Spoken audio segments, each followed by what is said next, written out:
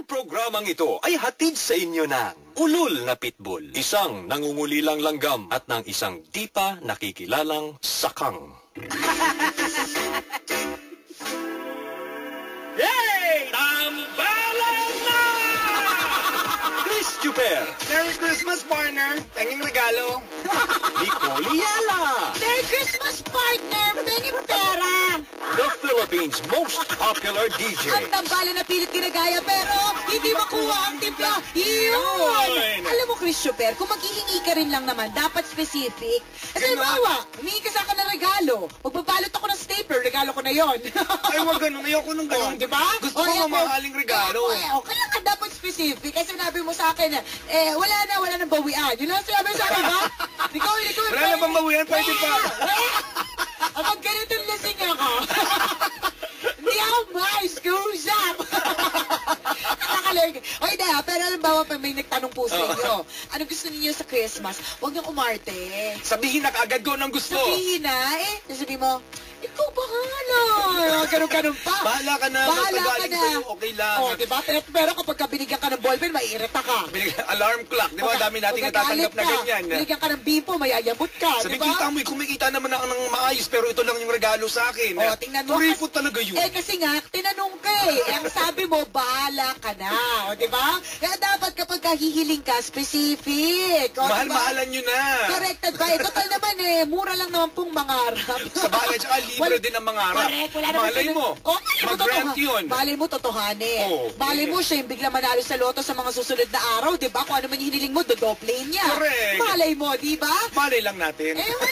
Wala namang imposible, di ba? At malay niyo po mga kabisyo, sa paghigop ninyo ng masarap at mainit na sinigang, malay niyo po, maging milyonaryo po kayo. Uy, posible yun, ha? Posible po talaga ng bonggang-bongga. Ito, partner, sobrang araw-araw. Siyempre, malamig ang ating panahon. Madalas na umuulan talaga. Especially nitong weekend. Oo. Grabe, ang lakas ng ulan. Ang daming naghahanap ng sinigang. True, Jen.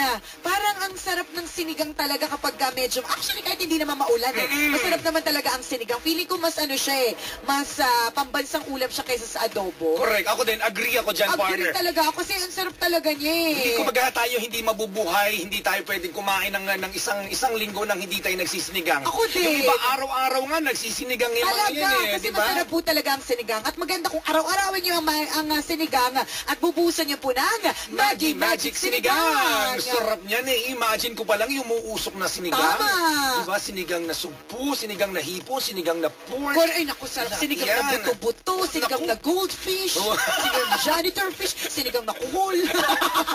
Hoy, wala naman sinabing kailangan Yung iba, kailangan, sinigang na tuna belly lang. Correct, kanya-kanyang invento, di ba? Ay, kung gusto ko ng goldfish, kanya-kanyang trip yan, no? Basta alam mo, pinakamaganda po sa Maggi Magic Sinigang, 2-in-1 yun Correct. Meron pong pinagsama po siyang fresh sampalok at magic granules.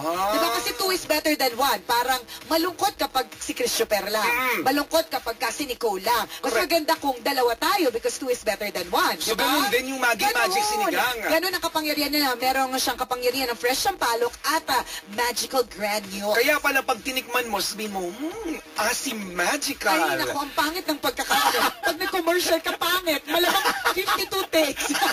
52 takes, hindi pa pasaya si Direk. Kulang pa sa conviction, partner. Kulang Sige, ikaw nga sabihin mo. Pag contest tayo, sabihin mo, asim magical. Sige, contest. Ikaw muna. Ayun, nag-take na ako Ay, hindi Tapos namin narinig. Wala, hindi namin narinig. Okay, Direk, the lights. Okay, si Chris Chuper, lights, camera, action. Asim magical. Ay, pangit. Kulang pa rin. Emote na kaya ako. Ikaw, okay. Okay, direct, lights, camera, action. Asim magical. Mas maganda direct, di ba? Huwag niyo kunin si Chris. Ako na lang. Hindi, pero totoo. Ganun, mapapa-asimagical ka talaga. Mapapa-asimagical ka talaga. Ganyan ang kapangyarihan ng Maggi Magic Sinigang. At bukod pa dyan, pwede kayong manalo ng 1 million pesos sa ating Wow Asimagical Wow 1 million! Paano ang gagawin nyo mga kabisyo? Madali lang, madali. Madali lang po. Napakadali lang po sumali. Magpadala lang po ng 1 Maggi Magic Sinigang Pack, ha?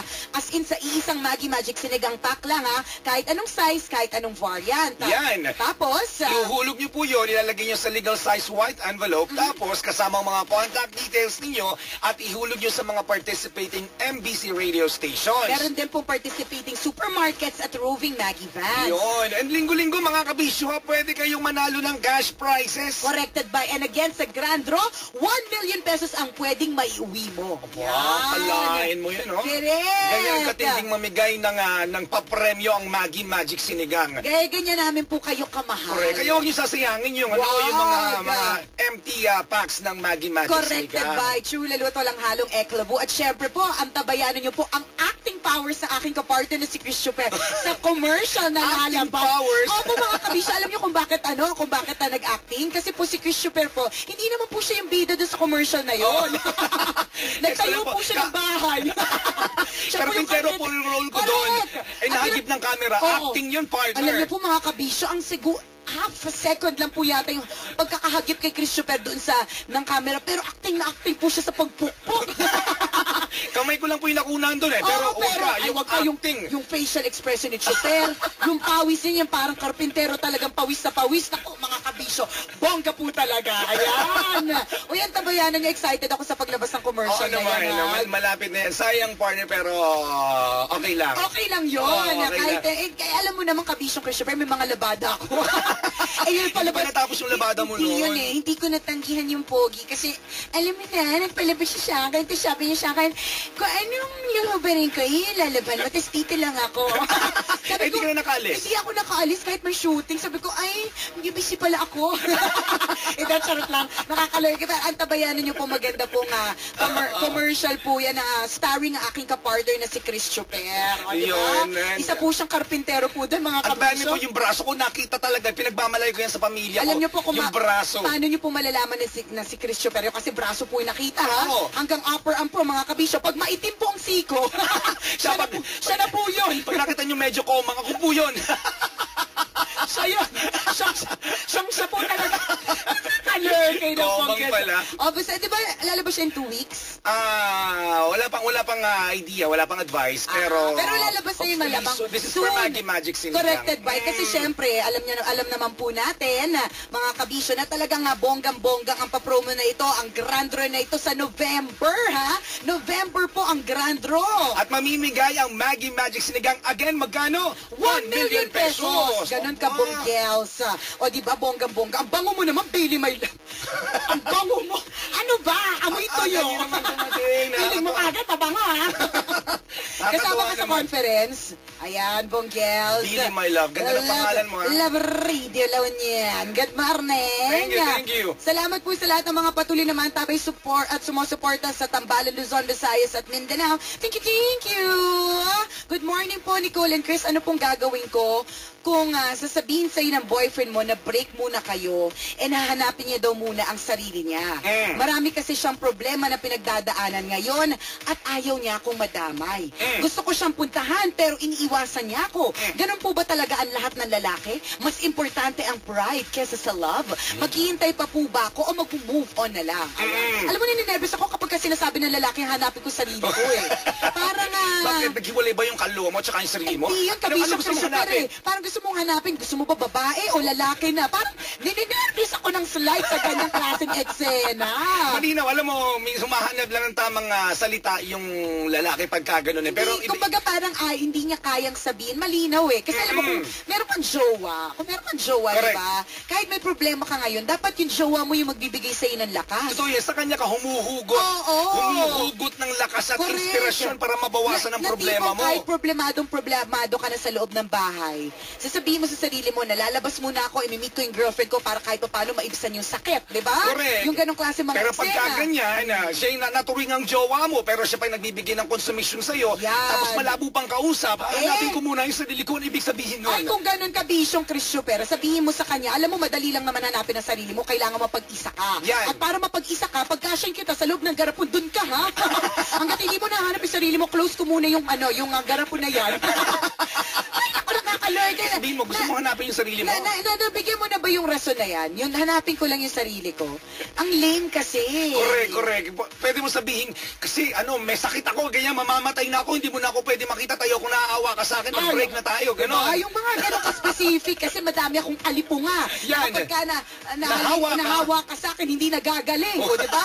Yung mga gano'ng klase mga eksena, pero kung halimbawang gusto ko muna kasing hanapin yung sarili mo, ba't hindi mo ba, ibig sabihin nun, hindi ka niya kailangan sa ngayon. Correct. Siguro kailangan mo rin respetuhin. Na kasi bago ka naman pumasok sa isang relasyon, kailangan kompleto ka eh. Pero alam mo, tama din si babae, kung baga sa kanya, kaya hindi rin siya mapakali ng ganyan. Bigyan mo naman ako ng maayos-ayos na rason. Kung ayaw mo na sa akin, sabihin mo sa akin kung bakit. Pag nag-break kayo, tapos tatanungin yung mga kaibigan mo, ba't kayo naghiwalay? Kasi hanapin niya daw yung sarili niya. Di ba, maski yung mga kaibigan, ano ibig sabihin nun? Ba't nawawala ba siya? Sabi ko na nga ba, baliw yan eh. Sabi ko na nga ba, takas yan na mental. Di ba? Nakakalurk eh. Sana lang, kung gusto makipag-break nung boyfriend mo sa'yo, bigyan ka na lang niya ng malinaw na rason. Oo, masasaktan kahit ano sabihin niya, pero minsan yung matibay. Para may matanggap mo sa sarili mo, ay kaya pala, sige, kaya kong tanggapin. Yun naman pala eh. Oo, kung sabihin mong pangit ugali ko, at least sinabi mo. Okay, sabihin mo, ayokong dumating yung panahon, ikaw naman ang kainin ko kasi nangangain talaga ako, may lahi kaming aswang. Specific kasi yung gusto ko muna hanapin yung sarili mo. Bakit? No, mahina, very lame. Yung rason na yun. Masyado siyang malawak. Masyadong mababaw. Oo, hindi ko maintindihan eh, sa madaling salita. So, dapat kausapin mo yan at sabihin mong, ano ba, hindi ba ako makakatulong? Ikaw pa, paano ka ba nakipag-break sa jowa mo? Ano yung sinabi mo na dahilan kung bakit mo gusto magpag-break sa kanya? Parang hindi ko naman natandaan nakipag-break ako kasi lagi ako iniiwan. Parang wala akong maisip na biglang wala akong naisip na rason. Kasi lalaki, ano yung sinabi niyang rason sa'yo? Sa mga mga lalaki hindi naging parte ng buhay mo? Hindi naman nabigyan ng rason dahil nga umalis na lang bigla. Mas malala pala. Mas malala yung akin. Kaya sabi siya, pasalamat ka, nagpaalam pa sa'yo. Yung akin, hindi na sila nagpaalam. Mas masakit yun. Yun mas masakit. Kasi mag-iisip ka, bakit? Saan ako nagkamali? Anong ginawa ko? Gusto mo man siyang puntahan, pero ayaw niya magpakita. Corrected ba? Kaya pasalamat ka. Ganyan na lang din yung paraan para makipag-break sa at least nagpaalam. Basta sa madaling salita, kakayanin mo yan. Embrace mo na lang na talagang hindi kayo karapat dapat sa isa't isa. Hiwalay na kayo, ganun. Sa ngayon, di ba, mali mo sa takdang panahon, maging kayo din. Di ba? Ano ka masasabi? Nick Nangit, good morning sa'yo. Maraming salamat. Good morning. Salamat sa pagtutok ng bongga. Nakatutok din daw sa atin ang tatay ni Pam na si Ising Lopez. Happy birthday ang kanyang pinsan din na si Christopher Lee Magpantay. Salamat. Thank you sa inyo. No, Nicole Alan Christopher, okay lang po ba na yung boyfriend mo ay sobrang seloso? Na bawal ka makipag-usap sa lahat ng lalaki kahit katrabaho mo? Yung tipong pati katabi sa jeep, pinagseselosan. Tsaka lagi nagte-text na dapat lahat ng tawag masagot, gaano ka man ka-busy. Minsan kasi busy ako sa work, lalo pa nurse ako. At hindi ko maiiwasan makipag-coordinate sa mga doktor. Pati yun bawal. Kahit i-explain ko, parang ako pa rin ang mali. Sa kapag uwi ko, dapat hindi late. Ano po ba ang dapat kong gawin? Grabe naman. Sandali lang, binabasa ko pa lang yung message mo, hindi na ako makahinga. Ano ba kaya ikaw na nakaka-experience ng tunay na pangyayari? Paano kung nurse ka tapos kailangan makapag-coordinate sa'yo ng doktor tapos kailangan mo sagutin yung text niya? Di may namatay na pasyente nang dahil sa'yo, hindi mo nalagyan ng tubo, hindi mo nakuha na ng dugo, may liver na na-expose ang dahil sa'yo. Diba? Malinaw na pananakal ito sa'yo ng jowa mo. Yung tipong makipag-usap ka sa lalaki, bagay na pinagsaselosan niya. Ano po, sinalagyan ng pantalon tsaka t-shirt na masikip pagseselosan niya? Adik ba yan? Scarecrow, kapag nakipag-usap sa kanya, nagagalit na rin siya. Corrected ba? Ano nagagalit ng scarecrow? Hindi ko alam. Diba? Panakot sa ibon. Diba? Yung mga ganon, magagalit siya. Kapag may katabi ka bang teddy bear, galit din siya. Kasi lalaki yung bear. Diba parang tanga lang? Masyadong baluktot mag-isip. Masakit para sabihin para sa boyfriend mo yun. Pero totoo yun siya. Isipin mo, yung mga katabi mo, anong gagawin mo? Wala kang katabi sa jeep. O kaya, pipili ka muna ng mga jeep na puro babae yung laman para kapag ka umupo ka, siguradong babae yung makakatabi mo. Oo, naiintindihan masyadong natin. over. Or naiintindihan natin. Ano ka ba kaganda, te? Oh, para pagbawalan ka ng gano'n. True, Jen. Dalawang bagay lang yan eh. May nagawa ka ng masama dati. Kaya hindi ka na pinagkakatiwalaan. Yan. Or letter B, sobrang ganda mo na natatakot siya mawala siya. So, alin ka doon? Or letter C, baliw yan. Yung jowa mo, baliw. Ako, partner, naiintindihan ko na minsan normal na maghigpit ka sa jowa mo. Oo naman. Pero depende sa sitwasyon at depende sa mga tao kinakasama mo or kinakausap mo. Pero ito, ultimo kasama mo sa trabaho at pinagsasalosan niya, yun yung sinasabi natin mali. Yung pagbabawal na, huwag ka sanang uuwi ng maaga, tapos late. Tapos umuo ka, tapos hindi nasunod yung usapan ninyo. Ayun, nakakagalit. Yun yung mga ganong usapan. Correct. Yung halimbawang nihay-nihoy, dead makabuong araw, di ka nag-text. O na umuwi ka pala ng lasing. True legend. Yung mga nakakapagtampo. Pero yung magselos sa katrabaho mo, magselos sa katabi mo sa jeep, di ba? Yung kahit meron kang trabaho, hindi mo pwedeng hindi sagutin yung phone niya sa kalagitnaan ng operation. Paano kung isa sa amin ni Christopher ang inooperahan? Paano kung si Christopher tinatahino, nanganganak? Tapos may nag-text sa'yo, sinagot mo? Ay, naku, masyado nakaka-stress ang mga eksena niyan. Ako, hiwalayin mo na. Kasi dapat kung may boyfriend ka, dapat nag-i-inspire siya. Correct. Again, totoo, kagaya ng kaso kanina, ang isang karelasyon na yung pinaghuhugutan mo ng inspirasyon at saka ng lakas kapag may problema ka. Hindi yung ganyan na ang dami mong stress. Yan. Diba? Ang dami masyadong hirap. Ang dami masyadong komplikasyon. Wala ka namang cancer, may komplikasyon. Diba? Kaka-stress. Kung ako, kausapin mo muna, pwede bang baguhin natin ng konti? Huwag mo ako masyadong paghigpitan. Oo, kasi wala naman akong ginagawang masama. Mapagkakatiwalaan naman ako. Nagtatrabaho lang ako at walang masama sa ginagawa ko sa trabaho ko. Correct. Pero kung hindi pa rin siya bago. Hindi naman ako nakikipag-usap sa mga doktor na ang suot ko ay nurse cap lang. Pagka gano'n na eksena, kaselos-selos yan. Diba? Hindi naman ako nakikipag-usap sa mga doktor na wala akong saplot at ang suot ko needle lang. Needle lang o panturok lang syringe. Hindi naman gano'n, diba? Pupunta naman ako sa mga doktor na naka-full nursing battle gear. So wala kang dapat ipagselos. Correct, naka-stocking spot, di ba? So walang rason para magselos ka. Kausapin mo naman, Sinsina, kung gusto mo talaga na magtagal ang relasyon natin, huwag ka namang over sa pagkaselos kasi nakakairita na rin. Correct. Again, normal lang po ang magselos sa mga karelasyon, pero sana nasa lugar at may dahilan yung pagseselos. True laluto lang halong eklavu. Ay nako, good morning po sa lahat ng mga kabisyo natin na nakapag-avail ng napakabonggang promo ng Cherry Mobile nung nakaraang weekend. Yes! O, di ba bongga po talaga mga kabisyo ang Cherry Mobile kapag ka sila po ay nag-sale. Noong September 14 to 16, nag-sale po sila ng Cherry Mobile P11. Ngayon naman pong September 17 to 19, ako mga kabisyo ha. Ito yung magandang phones na magandang phones na dapat nating i-avail sa Cherry Mobile. True. Ito po yung Kiss Phones collection ng Cherry Mobile. Cherry Mobile K1 na 1,899 lang. Meron din K8, ito naman 2,299. Meron din K9, yung QWERTY TV phone, 2,499. At yung K10, ito naman Touch TV phone na 2,499 pesos lang din. Lahat po ng Cherry Mobile phones na ito ay dual SIM with camera, multimedia player, FM radio, Bluetooth, and expandable micro SD up to 8 gig. Kaganda ng mga features at ganda! Very affordable yan mga kabisyo. By all below 2,500 pesos.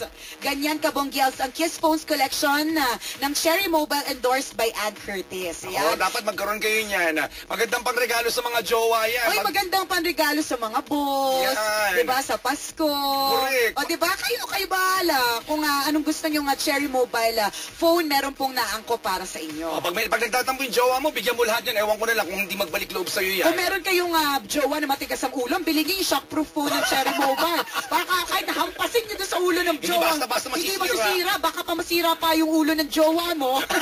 Pero yung Cherry Mobile, hindi masisira. Ganyan diba? kagaganda, katitibay at kamura ang telepono ng Cherry Mobile. Bongga talaga ang Cherry Mobile. Hi, Tambalan, Chris and Nicole. Lagi po kami nakikinig ng programa ninyo dito sa Cagayan de Oro via online. Ayan. At binabati po namin ang mga kaibigan at kamag-anak namin dyan sa Pasay City, ang Casidar and Taunting family. Ayan, thank you. Salamat sa inyo. Salamat. Ingat po kayo ngayong araw na ito. Medyo sa ilang lugar partner sa Metro Manila. Naulan pa din. Tsaka walang pasok dun sa ibang lugar. Ay, nako. Ingat po ng mga bonggang-bongga dun sa mga bad trip ngayon kasi may naiwan nila yung ID nila sa bahay. Yun yung pinaka-bad trip eh. Yung hindi ka pwedeng pumasok sa school o hindi ka pwedeng pumasok sa office nang wala kang ID. Correct. Diba? No ID, no entry. Huwag ganon. In Tagalog, pag walang ID, walang pasok. Or, sa bagay, yung iba mag-enjoy nun, magbubunyi. Huwag nating Tagalogin.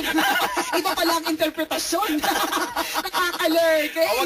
Kailangan, maalala natin lahat ng mga bagay na dapat nating dalhin. Kung nagmamadali tayo, isa lang cellphone, wallet, ID. Importante yung mga bagay na yan. Kasi mahirap yung nakakalungkot yung mga eksenang may mangyari sa'yo tapos hindi ka ma-identify kasi wala kang ID. Ako bata pala, tinuro sa akin ng mga tita ko. Every time nalalabas tayo, may dala kang ID kasi kapag naligaw ka, nawala ka sa amin. Alam nila kung saan ka dadalhin. Alam nila kung anong tatawag sa'yo. Di ba? Kumbaga para makakampante ka. So yung ID po, kailangan po natin. Kaya alam niyo po mga kabisyo, kung namumblema kayo ngayong araw na ito, pasalamat nga po kayo, meron kayo identification. Correct. Dahil meron mga ibang tao walang pangalan. Totoo yun. Walang baptismal certificate, walang birth certificate, hindi nila alam kung saan sila galing, di ba? Kaya kung problema mo ngayon, jowa lang, salamat na, yan lang ang problema mo. Yung mga iba, hindi nila alam kung sino sila. Kumbaga, mas malaki yung problemang dinadala nila kumpara sa problema meron ka. Di ba?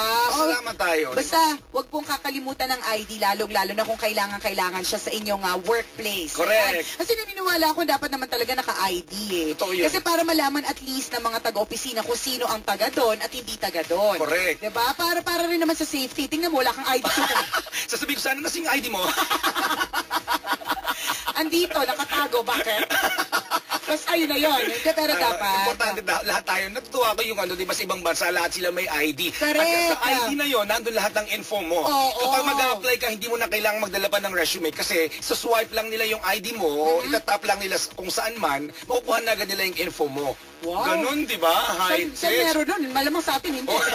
Hindi ganun sa atin. Sa ibang bansa, ganun. Sa Singapore, partner. Wow. Oo, di ba? Makukuha na lahat nila ng info mo. Ay, bongga. Di ba? Ay, walang ganun, kabisyo. So, sana soon. Dali na natin yung mga ID po natin. Plus, meron po yan yung mga ID natin. Batiin natin ang nanay ni Tita Doris. Ang nanay niyang napakamistisa na si Aling Tita Lucas at si Lourdes Torres na nakatutok sa Love Radio. Thank you. Salamat. Thank you. Batiin ko lang din, partner, ng happy birthday si Ate Marie Gabiola. Happy birthday, Ate Marie! Ang station manager ng Love Radio Lucena. Lady Love, happy birthday! Today. In today. Naku, ngayon ko lang. Ay, pupunta siya ngayon dito. So, ibig sabihin yan, alam na, Ate Marie. Magpapakain ka. Naku, kung hindi ka magpapakain at nagpakain ka, sabi, baka nagpakain siya sa mga taga-Lucena. Mga taga-Lucena, padala niyo naman dito, kumakain naman po kami ng panis. Kahit medyo may amoy, kinakain pa namin dyan. Happy birthday, Ate Marie! Ayan si Lady Love ng Love Radio Lucena. Happy birthday! At sa lahat ng mga birthday celebrators, maraming salamat. Dahil ngayong espesyal na araw ng inyong buhay, pinili niyo pong maging masaya at nakatutok po kayo sa tambalan. Smile lang, kabisyo! Good vibes ngayong araw na ito. Pwede niyo po kami i-follow sa Twitter, twitter.com/NicoleYala, NicoleYala. Ako naman, Chris Chuper, CHRISTSUPER 907. Pwede nyo kaming i-text, Love Radio, that's one word, space your message, send mo lang yan sa 2600. Muli po mga kaibigan, ito ang tambalan ng isang balasubas. At ng isang balahura, ako po si Nicole Yala. At ako naman si Cambio King Chris Chuper. At ang aming tanging paalala na dapat ay, memorize nyo na. Sabay-sabay tayo mga kabisyo. Una, magdasal ka para mabuhay ka. Pangalawa, mag-toothbrush ka para mabuhay na mga iba. Yun!